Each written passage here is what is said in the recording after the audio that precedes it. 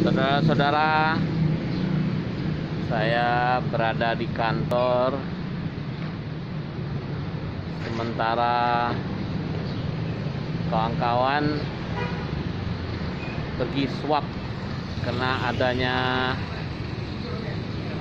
yang positif di kantor kita di Dishub Kota Padang. Dan sesuai dengan aturan,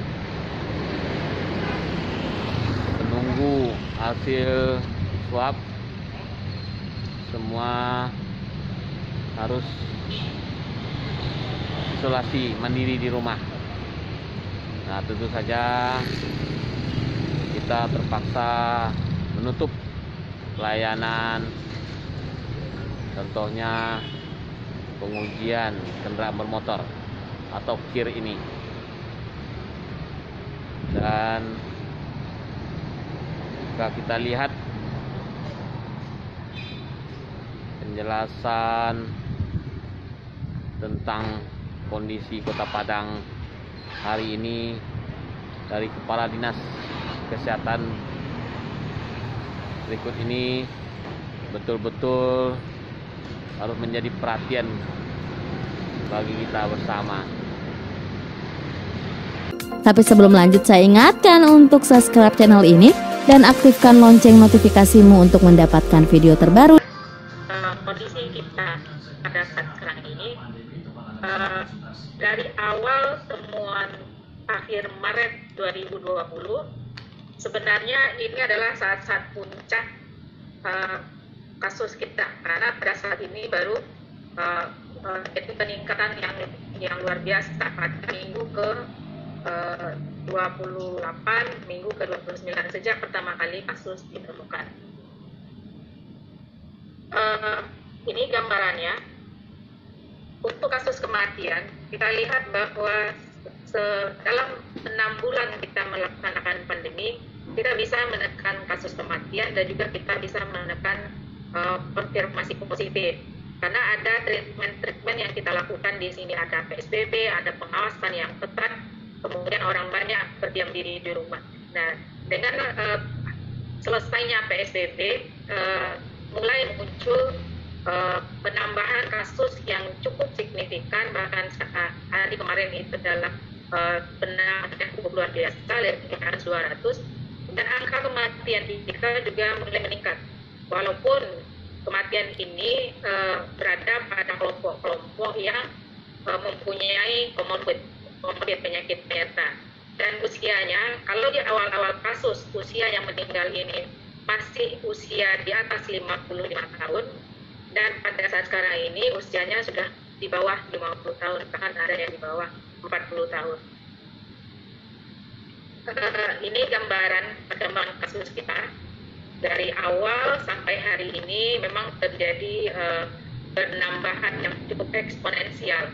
Kalau dari sampai 6 bulan pertama kita bisa landai, artinya penambahan yang tidak terjadi 2 kali lipat, tetapi memasuki bulan ke-7, bulan ke-8 ini penambahan kasus terkonfirmasi kita mencapai 3 kali lipat dari sebelumnya per harinya. Kalau kita hitung per minggunya juga terjadi penambahan yang cukup signifikan, dan itu pun masih dibarengi dengan angka kesembuhan yang cukup bagus. Kita masih angka kesembuhan rata-rata di atas 60%, bahkan kita pernah mengalami angka kesembuhan di atas 85%. Dan jumlah kematian sampai saat sekarang ini ada 88 kematian, dan kalau kita lihat CDR-nya, case death rate-nya itu di bawah nasional 2,1%.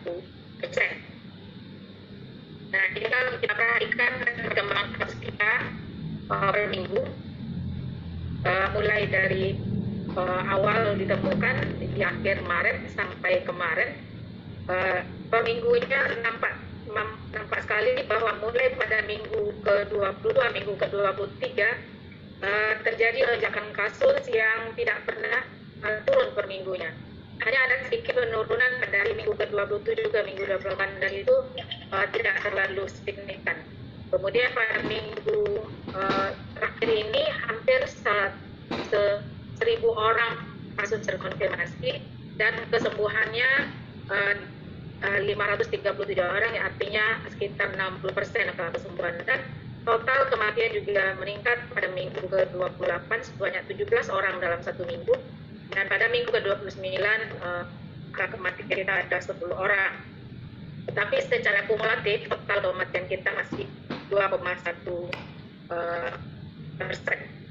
Nah, ini yang gambaran ini yang cukup mengkhawatirkan kita, bahwa kasus terkonfirmasi aktif kita pada saat sekarang ini sebelum hari ini sebanyak 1.646 kasus. Dari 1.646 kasus ini yang dirawat hanya 265 orang.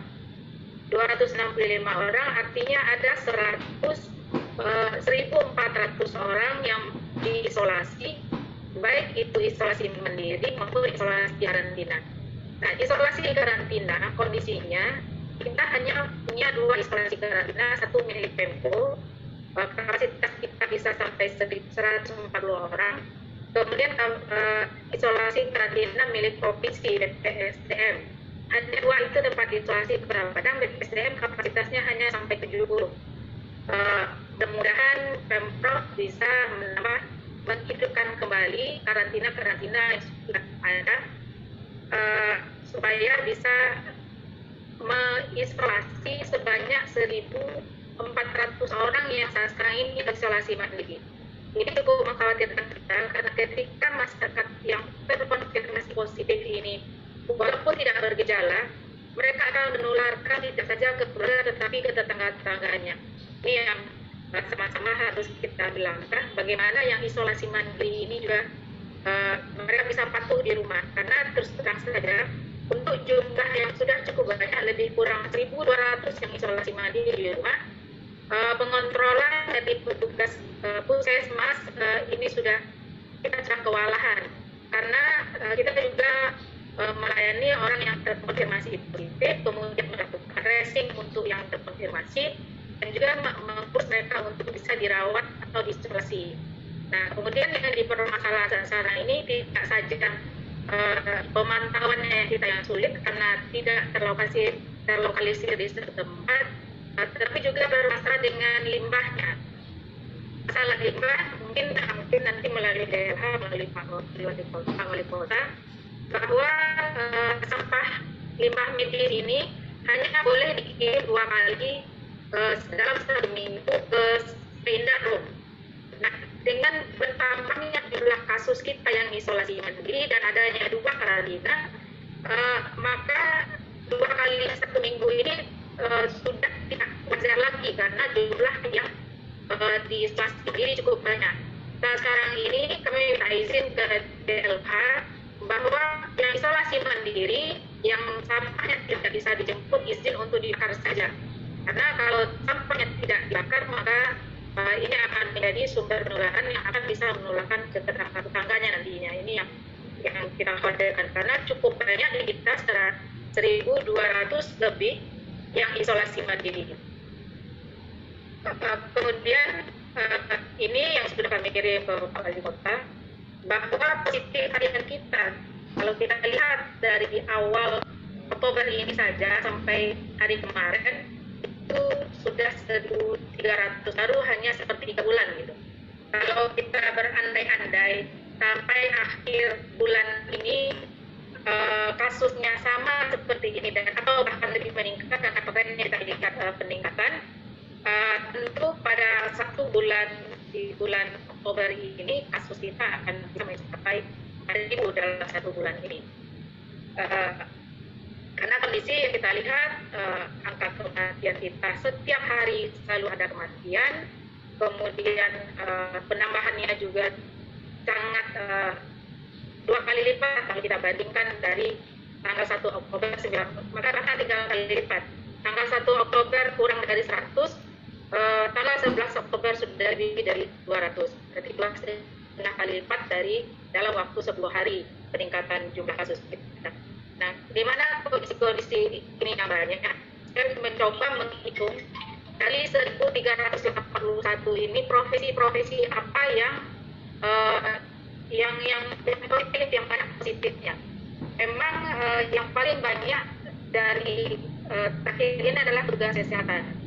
Sebanyak 69 orang petugas kesehatan yang berada di rumah sakit, yang berada di puskesmas, di klinik, sudah terinfeksi. Nakes ini tidak saja dokter, tapi juga ada perawat, ada petugas gizi dan petugas kesehatan lainnya. Kemudian yang banyak juga pada dalam 10 hari ini adalah polisi. Polisi sebanyak 25 orang, baik yang bertugas di Polresta, di Polda maupun di polsek-polsek di tingkat kecamatan. Kemudian guru juga banyak positif, baik itu mulai dari guru TK, guru SD, dan guru SMP. Kita belum melihat ada guru SMP STTH, karena yang banyak itu adalah guru SD, sebanyak 31 orang. Kemudian PNS kita yang selama 11 hari ini di jajaran Pemko pemerintah Kota Padang 29 orang. Kemudian ada PNS di jajaran Pemkot sebanyak 38 orang. Kemudian di area pabrik yang lain yang juga menyolok adalah di bank-bank. Dalam 10 hari ini ada Bank Mandiri sebanyak 18 orang, Bank Nagari 15 orang, dan pada hari ini Bank Nagari positif sebanyak 21 orang. Jadi saya sempat konfirmasi ke dokter ini, Bank Nagari mana? Mudah-mudahan bukan Bank Nagari yang ada di Kota Padang. Kemudian ada Bank BNI sebanyak 10 orang. Nah, kemudian yang pelayanan publik juga adalah PDAM. PDAM sebanyak 10 orang. Kemudian PLN. Nah, PLN ini memang didominasi PLN Teluk Sri. PLTU di Teluk Sri. Sebenarnya kita ini belum memasukkan semuanya karena data yang sampai ke kita dari 39 yang terkonfirmasi kemarin, hanya untuk hadir kemarin, mereka tidak memberikan data yang lengkap, hanya nomor telepon. Nomor telepon ketika dihubungi tidak menjawab. Nah, ini tentu memunculkan masalah-masalah baru. Kemudian ada dari Semen Padang Garung, gitu, sebanyak 27 orang hanya dalam waktu 11 hari kemarin. Kemudian banyak yang lainnya, ada kelompok belajar, kelompok dosen yang juga cukup banyak. Kelompok dosen ada 19 orang, kemudian TNI nggak sedikit ya. Kemudian ada kelompok-kelompok yang saya sampaikan di sini ada di Pertamina. Pertamina itu ada 7, itu kalau kita biarkan tentu akan bertahan terus.